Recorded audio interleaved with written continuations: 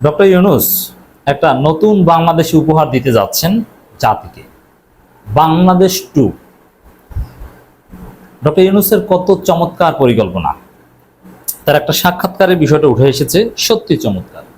বাংলাদেশ 2, নতুন বাংলাদেশ, নতুনভাবে স্বাধীন হয়েছে। এই নতুন বাংলাদেশ, নতুন স্বাধীন বাংলাদেশ, এটা ডেফিনেটলি ৭১কে আমাদের কাছে অনেকটা অপ্রাসঙ্গিক করবে। হ্যাঁ, ৭১ আমাদের মূল স্বাধীনতা, ভৌগোলিক স্বাধীনতা, এটার প্রতি আমাদের আবেগ শ্রদ্ধা অবশ্যই থাকবে। কিন্তু বাংলাদেশ 2, 5 আগস্টের পর এক নতুন বাংলাদেশ, ডক্টর ইউনূস সেভাবেই, আমাদের সংবিধান সেভাবেই হয়তো আসবে। এটা তরুণ প্রজন্মের জন্য, আপামর জনসাধারণের জন্য, ইসলামপন্থীদের জন্য একটা বড় সুখবর। বিপ্লবের পর বাংলাদেশ একটি নতুন জাতির কল্পনা ডক্টর ইউনূসের, মানে একটা নতুন বাংলাদেশ, নতুন জাতি আসছে ইনশাআল্লাহ। এই বাংলাদেশে কোনো বিভেদ, হানাহানি, ত্যাগের রাজনীতি থাকবে না। এই বাংলাদেশে বিএনপির পুরনো স্টাইল, চাঁদাবাজি, লুটপাট এগুলো থাকবে না। এই বাংলাদেশ হবে ইউরোপ আমেরিকার মতো সমৃদ্ধ বাংলাদেশ। অর্থনীতিতে তাদের কাছে পৌঁছানো অনেক কঠিন, কিন্তু মূল্যবোধের দিক থেকে, রাজনৈতিক কাঠামোগত দিক থেকে উন্নত, সমৃদ্ধ, সিভিলাইজড কান্ট্রি, হাইলি সিভিলাইজড কান্ট্রির মতো হবে। আমাদের এই বাংলাদেশ থাকবে না, বাংলাদেশ হবে বাংলাদেশ 2.0। নোবেল বিজয়ী অধ্যাপক ডক্টর মোহাম্মদ ইউনূস জুলাই আগস্টে ছাত্র নেতৃত্বাধীন বিক্ষোভের পর বাংলাদেশের অন্তর্বর্তী সরকারের প্রধান উপদেষ্টা হিসেবে দায়িত্ব গ্রহণ করার পর তার জীবনের গতিপথ পরিবর্তন হওয়ার আভাস দিয়েছেন। সাবেক প্রধানমন্ত্রী স্বৈরাচারী শেখ হাসিনা আগস্টের শুরুতে ভারতে পালিয়ে যান।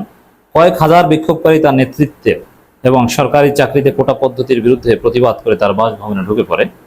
সেই সময় ডক্টর ইউনূস গ্রীষ্মকালীন অলিম্পিকে যোগ দিতে প্যারিসে অবস্থান করেছিলেন।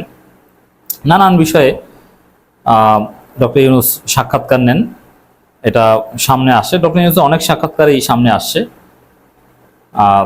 সেই সাক্ষাৎকারে ডক্টর ইউনূস যেটা বলেন, ঘটনার খুবই অদ্ভুত পালাবদল। আমি প্রধান উপদেষ্টা হিসেবে শপথ নেওয়ার আগে প্যারিসে ছিলাম। আমি দেখার চেষ্টা করেছি যে ফিরে যাব কিনা, আমাকে গ্রেপ্তার করা হবে, কারণ তিনি শেখ হাসিনা আমার উপর রাগান্বিত হবেন এবং আমাকে জেলে পাঠাবেন। তাই ভাবছিলাম ফিরতে দেরি করব। আর হঠাৎ বাংলাদেশ থেকে ফোন পেলাম যে তিনি চলে গেছেন, আমরা চাই আপনি সরকার প্রধান হবেন। এটি একটি বড় চমক ছিল। আল্লাহর রহমত, আল্লাহর পক্ষ থেকে এই ফয়সালা এসেছে। যে ডক্টর ইউনূস জেলে যাওয়ার ভয়ে দেশে যাবেন কিনা, সেই ডক্টর ইউনূস জেলের খবর না শুনে তিনি খবর শুনলেন যে তাকে এদেশের মানুষ সরকার প্রধান হিসেবে ঠিক করতে মনোনিবেশ করছে। চমৎকার। ডক্টর ইউনূস আরো বলছেন, দেশ পরিচালনায় আমরা আদৌ যুক্ত হওয়া উচিত কিনা। এটা খুবই কঠিন রাজনৈতিক পরিস্থিতি, কিন্তু যখন ছাত্র আমাকে ডেকে ব্যাখ্যা করলো যে পরিস্থিতি কি, অবশেষে আমি বললাম, হ্যাঁ, তোমরা এর জন্য জীবন দিয়েছো, তোমরা যদি জীবন দিতে পারো আর আমি আমার সব অন্যান্য বিবেচনা বাদ দিতে পারি, আমি তোমাদের সেবা করতে পারি, আমি এটা করব। এই বিষয়গুলো কিন্তু সত্যি চমৎকার ছিল। এখানে এই যে নতুন বাংলাদেশ, স্বাধীন বাংলাদেশ, ৭১কে অনেকটা ইরেলেভেন্ট করা, এই কথাগুলো বলছি না, দেখেন এই রিলেটেড একটা প্রশ্ন করা হয়েছে ডক্টর ইউনূসকে। আপনি যখন বলেন যে আপনি জীবন দিয়েছেন, আপনি অতিরঞ্জিত করেননি এবং এটি কোনো রূপক নয়, উত্তর দিয়েছেন না, এটা রূপক নয়। মানুষ মারা যায়, প্রায় ১,০০০ যুবক মারা গেল, বন্দুকের সামনে দাঁড়িয়ে বুলেটে বুক পেতে দিল। আক্ষরিক অর্থে যুবকরা এসে আত্মহতি দিয়েছে। তারা যখন বিক্ষোভে যোগ দিয়েছে, তাদের বাড়ি থেকে বের হচ্ছিল, তারা তাদের মা বাবাকে বিদায় জানাচ্ছিল, তারা তাদের ভাই বোনদের বিদায় বলেছে, আমি হয়তো আর ফিরে যাব না। এটাই সেই চেতনা যার মধ্যে পুরো ব্যাপারটা ঘটেছে। অবশেষে এটা এতটাই অবিশ্বাস্য ছিল যে প্রধানমন্ত্রী দেশ ছাড়ার সিদ্ধান্ত নেন, কারণ পুরো জনতা তার বাড়ির দিকে আসছিল। মানে এই যেভাবে উপস্থাপন করছেন ডক্টর ইউনূস, এটা কিন্তু একটা নতুন বাংলাদেশ। এর মানে আমাদের একটা মুক্তিযুদ্ধের স্বীকৃতি, দ্বিতীয় মুক্তিযুদ্ধের স্বীকৃতি টাইপের কথাবার্তা। ৭১কে ডেফিনেটলি ধীরে ধীরে তরুণ প্রজন্মের কাছে কম গুরুত্বপূর্ণ হবে, স্বাভাবিক। কারণ আমরা তো ৭১ দেখিনি, আমরা ৭১ মানি, শ্রদ্ধা করি, কিন্তু আমরা দেখেছি ২৪। আমাদের কাছে ২৪ ইজ ভেরি ইম্পর্টেন্ট। আরো নানান বিষয়ে এই যে জনগণ বিপ্লবের মেজাজে আছে, এই কারণে কিছু বিশৃঙ্খলা অল্প কিছুদিন ঘটেছে দেশে। আসলে বিপ্লব পরবর্তী যা ঘটার কথা কিছুই ঘটেনি। আওয়ামী লীগের লোকজন ছাড় পেয়ে গিয়েছে জামাত বিএনপির কারণে, তারা যথেষ্ট সংযত আচরণ করেছে।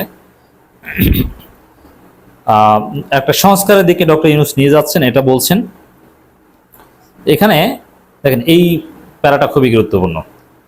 জনগণ এই সংখ্যাগুলো বিবেচনা করছে না, কত মাস কত বছর তাদের প্রয়োজন মনে হয়। কেউ কেউ বলে এটা দ্রুত করা উচিত, কারণ আপনি যদি দীর্ঘায়িত করেন আপনি অজনপ্রিয় হবেন এবং সবকিছু এলোমেলো হয়ে যাবে। কেউ বলেন যে আপনাকে সংস্কার শেষ করতে হবে, সুতরাং আপনি দীর্ঘ সময় ধরে থাকুন। কারণ আমরা সবকিছু ঠিক না করে বাংলাদেশ 2.0 যেতে চাই না, তাই এ নিয়ে বিতর্ক চলছে। এই যে Bangladesh 2.0, this is very significant. এর মানে নতুন বাংলাদেশ।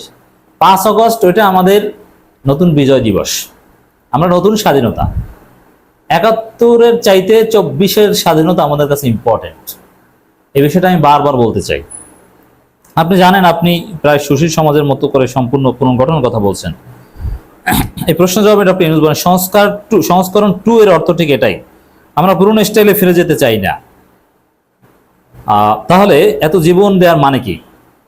এর কোনো মানে নেই, কারণ আমরা যা করেছি সবকিছু ধ্বংস করেছি। তাই একটা নতুন দেশ নির্মাণ আমাদের শুরু করতে হবে। এর মানে নতুন দেশ, নতুন সংস্করণ, নতুন বাংলাদেশ। 71-এর চেতনাবাদী চলবে না। 71 প্রশ্ন তুলে সবাইকে বাতিল করে দিবেন আর 71-এর চেতনা ব্যবসা করবেন। আপনি মুক্তিযুদ্ধের জন্য দেশটা আপনার, আর যারা স্বাধীনতা বিরোধিতা করেছিল কিন্তু 16 ডিসেম্বর পর থেকেই স্বাধীনতা মেনে নিয়েছে, তাদেরকে আপনি সেকেন্ড ক্লাস সিটিজেন হিসাবে রাখবেন। এইসব ভণ্ডামি চলবে না। বাংলাদেশ নতুন, বাংলাদেশ 2.0 আসছে, আলহামদুলিল্লাহ।